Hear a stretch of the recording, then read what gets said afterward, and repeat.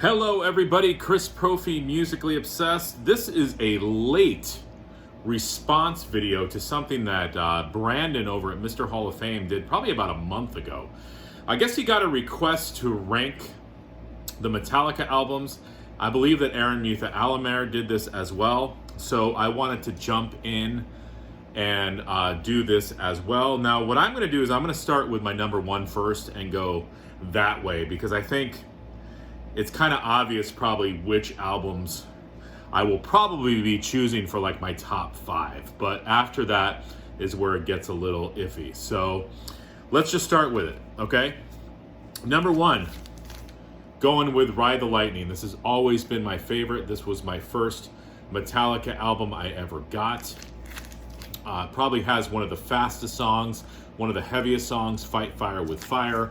But everything on here from top to bottom is just classic Metallica. Will always be my number 1. All right, number 2. Not because of Stranger Things, guys, but Master of Puppets.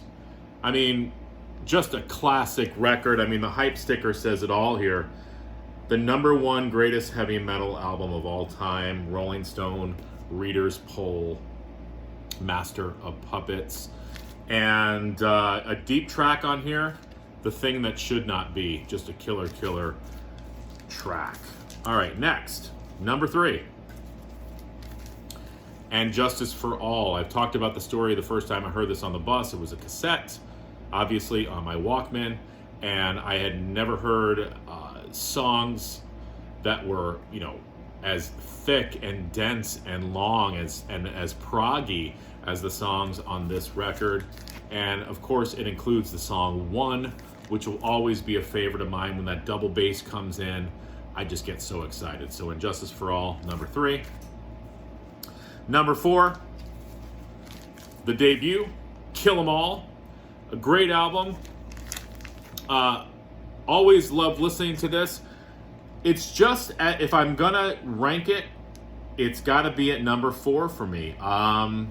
You know, nothing against this record. It's a killer record. I mean, Phantom Lord and Seek and Destroy, Hit the Lights. It's got a youthful energy to it. I think the thing that takes it away from me is James's vocals on here. I kind of like when his vocals became a little bit more seasoned, even on Ride the Lightning.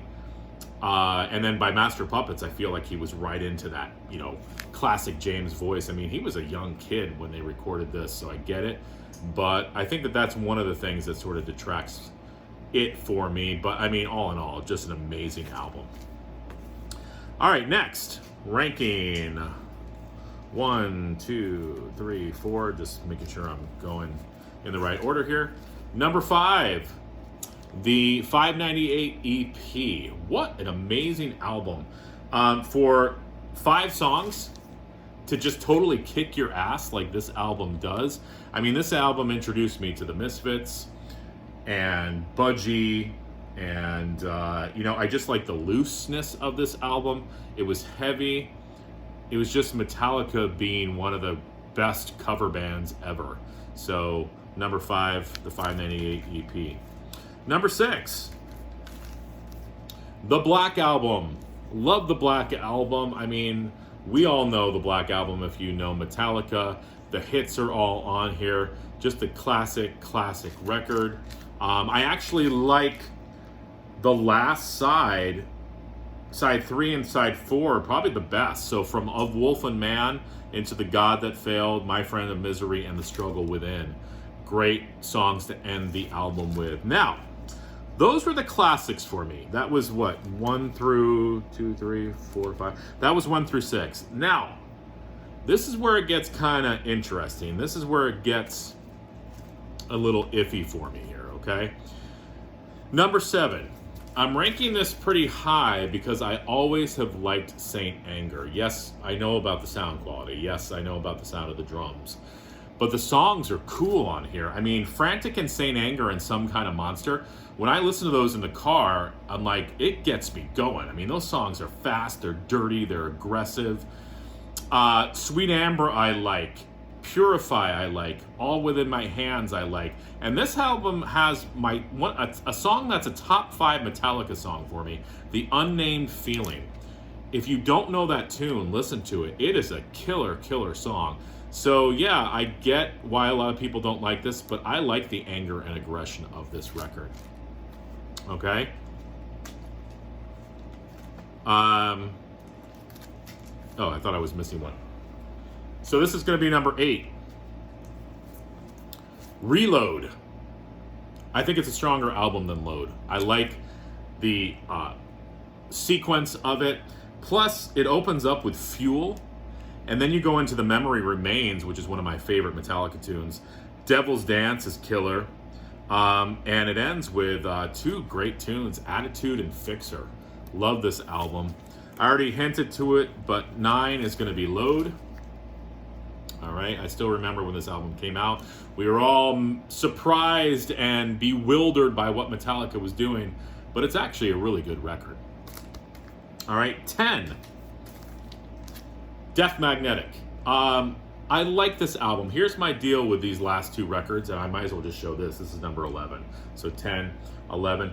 I just feel like Metallica is sort of chasing what they were. These aren't bad albums. I mean, both of these albums had very good songs on them. It's almost that sort of, kind of like a been there, done that quality to these records. And also, like I said, it's sort of like Metallica just kind of chasing what they once were. I like that they're still making music. Okay, Atlas Rise on here. And Now That We're Dead, 2 great songs. Moth into Flame. Really like that song as well. But it's just sort of, like I said, Metallica kind of just chasing those glory days. Sort of like what Maiden is doing right now. And again, am I happy that Maiden and Metallica are still making records? Yes, I am. But you can't deny those classic albums. So there you go. There's my ranking. Let me know what you guys think. All right, adios.